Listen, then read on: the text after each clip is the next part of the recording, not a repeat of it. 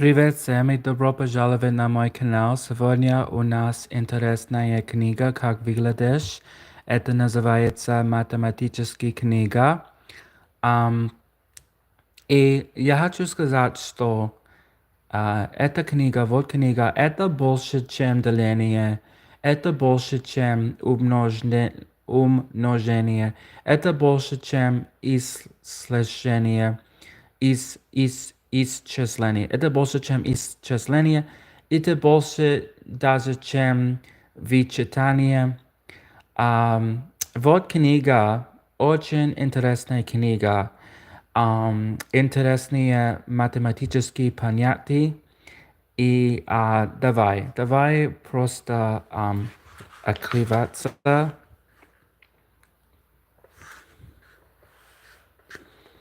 И мы будем читать вместе по-английски. Cardioid. The heart-shaped I can't see too well. I can read, but I can't see too well. The heart-shaped cardioid has fascinated mathematicians for centuries due to its mathematical properties, graphic beauty, and practical applications. The curve can be produced simply by tracking a point on a circle as it rolls around on another fixed circle of the same radius. The name is derived from the Greek word for heart, and its polar equation may be written as, well, you can see. And the area of the cardioid is, and again, you can see. I'm not the best mathematician. I'm not going to read out the equation. And its perimeter is 8a. So I wanted to show you this beautiful cardioid, which is really cool. And of course, I like science and mathematics, but I don't have a degree in mathematics. I just am a person who just likes to do math for fun. I don't have a degree in science. I just like to do science for fun. I'm interested in astronomy and space, the planet Saturn, obviously. I do have a degree in marketing and advertising, and I do like to promote mathematics and science. So, this is a cardioid, as you can see. Interesting, very interesting. I like lots of different interesting books. I have a book collection. And I also speak Russian because I studied the Russian language for years. Я тоже говорю русский язык, потому что я изучал русский язык несколько лет. Продолжаем. Let's continue. So, oh crap, hold on. What was that? Hold on a sec. What was that? Go back. What was that? Ugh. No. That's not what I wanted. Hold on. Why can't I find it now? It just was like when the pages were flipping back. Some really weird, almost like satanic.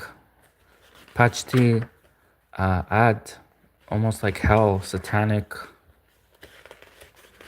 Where was it? Didn't you see it?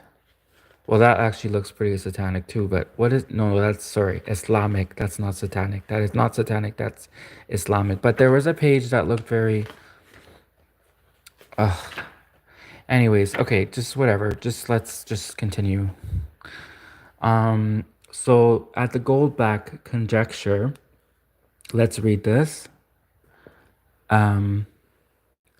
Sometimes the most challenging problems in mathematics are among the easiest and simplest to state.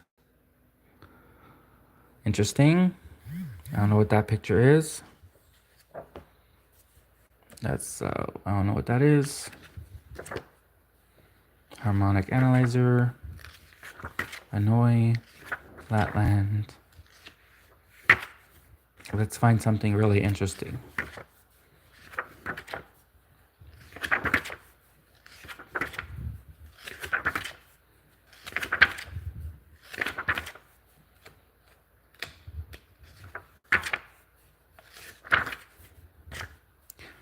Let us find something interesting.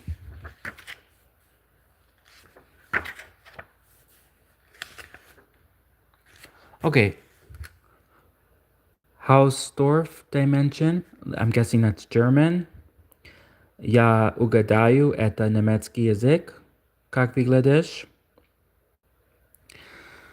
So let's read a little bit. The hound, the Hausdorff dimension was introduced in 1918 by the mathematician Felix Hausdorff and can be used to measure the fractional dimensions of fractal sets in everyday life. We usually think about the whole number topological dimensions of smooth objects. For example, a plane in two dimension. For example, a plane is two-dimensional because a point on a plane can be described by two independent parameters. For example, locations along an x and y axis. A straight line in a straight line is one-dimensional. So that's pretty interesting. Я точно не знаю, что это значит, но по-моему, я думаю, что математический гений математический гений сказал, что ам, линия, окей,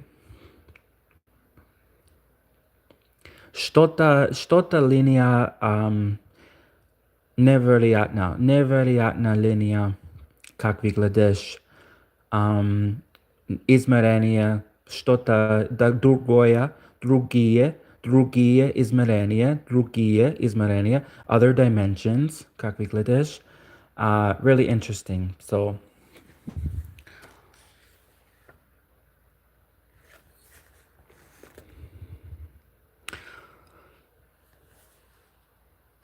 actually, there's another one too that was talking about other dimensions, like different dimensions. So let's find it.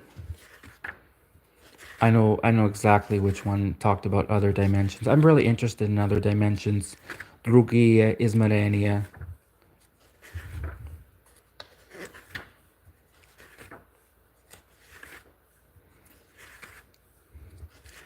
I got a little bit taken back because I noticed I had viewers and I normally don't have any viewers, so I got a little. Well, thank you, but I don't know. Who? Oh, this is Russian. We have a Russian mathematician here. Русский математический человек. Русская женщина. Красивая женщина. But that's not what I wanted. Hold on. I wanted the другие измерения, the other dimensions. There was another mathematician who talked about other dimensions. It was the flatland theory. It's like a brown, коричневая страница. It's a brown page. It's a drawing. It's like a. There we go.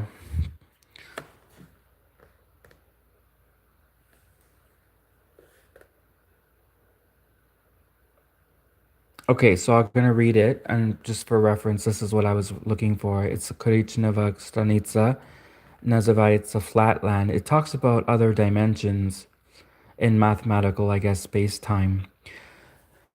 Математические пространства. Okay, so let's read it together. I'll try to read it. I'll try to be better when I read this time. Flatland, Edwin Abbott, 1838 to 1926. More than a century ago, Edwin Abbott, a clergyman and the headmaster of a school of Victorian England, a school in Victorian England, wrote an influential book describing interactions between creatures with access to different spatial dimensions. The book is still. Wait, what did we just read? Sorry. Creatures with access to different spatial dimensions? Is he talking about like aliens that can like see different, like I know animals obviously, and birds can see like a different spectrum of visible spectrum than we have, than humans. I mean, obviously, birds and other animals have capabilities far beyond what humans can perceive and see.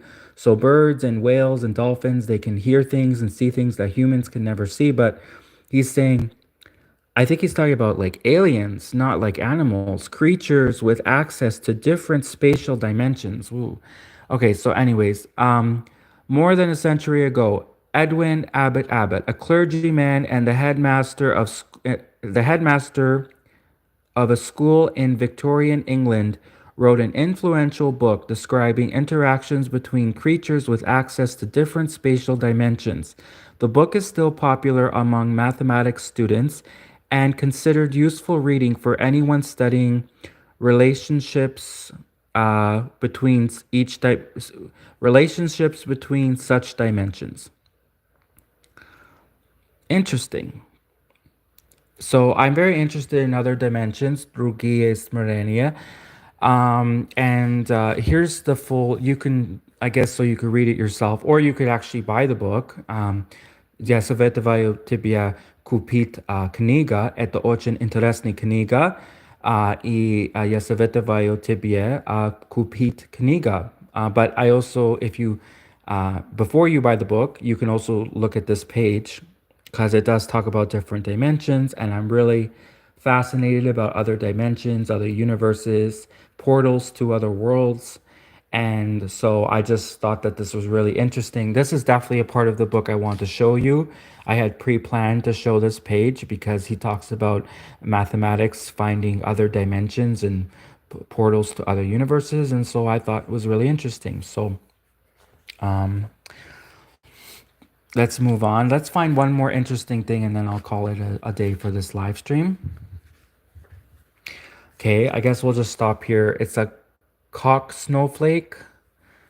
It's cock snowflake, yes. Niels Fabian Helge von Koch. That's definitely a German name. Nemetsky Imya, как выглядишь, очевидно. The Koch snowflake is often one of the first fractal objects to which students are exposed, and it is also among the earliest fractal objects described in the history of mathematics. The intricate shape appears in Swedish mathematician Helge von Koch's 1904 paper on a continuous curve without tangents constructible from elementary geometry. A related object, the Koch curve, starts with a line segment instead of an equilateral triangle for the process used to generate the curve. The lighting is, let me see if I turn the light off. No, that's definitely not better. So sorry, the lighting has to do. So that's really interesting. It's called a Koch curve. It's not, though, it's not a German, sorry, it looked German, the name looked German, but it's actually, it said Swedish. A Swedish mathematician, Niels Fabian Helge von Koch, the Koch snowflake.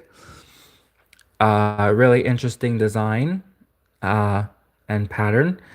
And like I said, I'm just a fan of mathematics. I'm an aspiring mathematician. I'm not an expert in mathematics. I don't have a degree in mathematics, but I'm trying every day, and I encourage everyone to do it for fun. I mean, you don't have to be a mathematician who knows and understands everything. I mean, I honestly suggest that anyone who ever pursues math and science to do it because you love it, because it's just fun. Don't do it to try to just do it to because you like math and science. So don't put an expectation on yourself that you have to understand everything, because I definitely don't understand everything that I read, but that's the point of learning, right? If you're reading something you already understand, then you're not learning. So there's no fun in that. There's no fun in reading something you already understand. So I want to read things that I don't know about yet. That's how you learn, right? So I enjoy learning. So learning is literally the definition of learning is reading things that you don't understand. So don't be upset when you read things that you don't understand. And so that's how I like to encourage people to pursue mathematics and sciences. Do it for fun, do it because it interests you, and don't be discouraged when you don't understand something, because that's the whole point of learning. That's how you learn, is by reading stuff you don't understand. So that being said, это все на сегодня. Спасибо за внимание. Добро пожаловать еще раз на мой канал.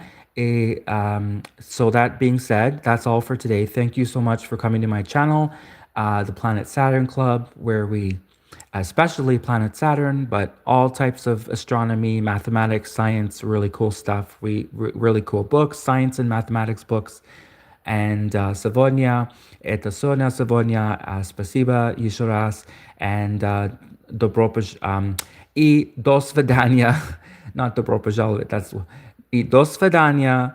And goodbye. And это все на сегодня. And that's it for today. Thank you and goodbye. That's the end of today's live stream. Thank you.